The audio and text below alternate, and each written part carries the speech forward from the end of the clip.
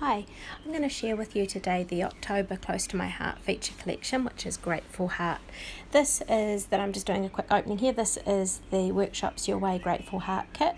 It's got the pattern papers, it's got compliments, it has got some cardstock, some ribbon, and some little cork shapes as well. It has a very autumn or harvest type feel to it, but I live in the southern hemisphere in New Zealand, and so therefore a lot of the up-to-date images that I would be scrapbooking or creating with this kit will not be autumn type photographs. It can be a bit tricky sometimes when a lot of our papers and things fit with a different season. But you'll see as I go through this month and as I go through this page that it doesn't have to be based on the seasons. So here I'm just showing you the double-sided papers and the patterns that are on them. These are our nice thick papers ready for layering and ready for using in your different projects and creations. I love that blue. And we've got some pocket cards there that can be cut up. So this is the instruction booklet that comes with each of these kits. It's got the instructions in there to make 3 double page layouts, I think, as well as a series of cards. So you can choose if you want to make the layouts or the cards. Today I'm going to work with these 2 photos of my son on our way to church this morning. He was running a bit late, and my mum, whose house we're staying at the moment, put together a hot chocolate for him and some scrambled eggs that he was able to eat in the car. So I've called this Granny Loves You. Now to get, I decided I sort of wanted an off-centered diamond, off-centered triangle on this page, and so to do this I sort of put it where I wanted. As you can see there, I've sort of glued it down a wee bit, and then I'm going to trim it from there so I can actually see what it is that I'm cutting off. So I'm just sort of scoring along there where I want to cut it, and I am going to put it through the trimmer. So it's a little bit of I haven't really done a shaped page like this, so it was a little bit of trial and error, but it worked quite well in the end, just using the trimmer, making sure the blade was above where I wanted to cut, and using the wire in this trimmer just to line it all up and trimming it off on both pieces. Now the paper I used has got these green lines on the back, but on the front it's got kind of some little crosses, so sort of a paler off-white cross inside, probably a mink type coloured pattern paper. So just using the Tombow tape runner in here, and it's good to know that these have recently, the refills for these have recently come back in stock. And there's the photos. So I chose to do these photos, yes, because it's recent, it happened today, but the red top, or the pink red top that my son's wearing ties in nicely with the pomegranate, and the yellows come in nicely with the scrambled eggs in his plate. So I've sort of gone for complementary colours today rather than contrasting or something different. So I am using the Watercolour Impressions stamp here, and I think this is about $30.50 New Zealand, and it's a great stamp set for that water painted or that painterly ink dropping kind of effect, but with a little bit more control than you would have with the paints. The other beauty of doing this effect this way is that you don't have to have the drying time that you would with the paints, and you've got more control over where you're putting everything. So you can see here I'm just wanting to be able to put the photos over top to tuck them away. The other thing I've got here is just an ink spritzer that I have then just dropped some ink over. I did have to wait for this to dry, but I was able to do this while I bordered my photographs that you can see me doing here. So I'm just sticking these onto the White Daisy cardstock, and then I'm just going to use my micro tip scissors to trim around them. Just sitting here watching as I do this voiceover, and you can probably hear a little bit of bird sound in the background.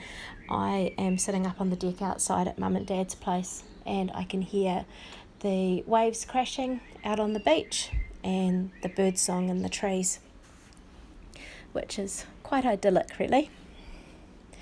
Okay, so I've decided to do some fussy cutting around one of the bunches of flowers on this piece of the pattern paper. The colours are very strong, very bold, and so to use them but without making them so dominant, cutting out some of the pieces and fussy cutting around them is one of the strategies I used for this. The other strategy that I have used here is also that I'm going to use this paper to back some of my photographs and back the two photographs. So I'm going to actually, same as I did with the white cardstock, cut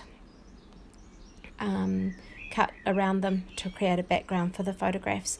Now these scissors are brilliant for fussy cutting. These are the micro tip scissors, and they come out at 28 New Zealand dollars. I've had these now for must be coming up to 3 years and absolutely love them. And friends who have borrowed them have ended up ordering and buying the micro tip scissors just because they're so brilliant for fussy cutting and all that little detailed type cutting that we often do in our card making or our scrapbooking.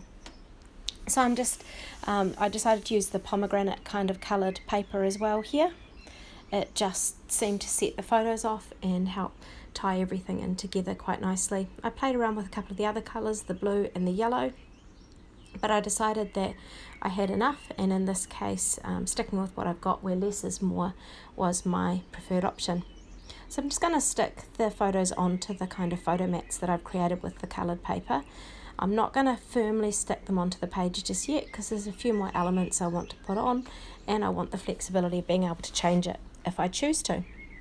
So I'm happy with the layers behind these photos and I'm liking the inking, but I'm aware that I need to add some more because at the moment it isn't finished. I had a bit of, I had to make some decisions about the title and how I was going to do it.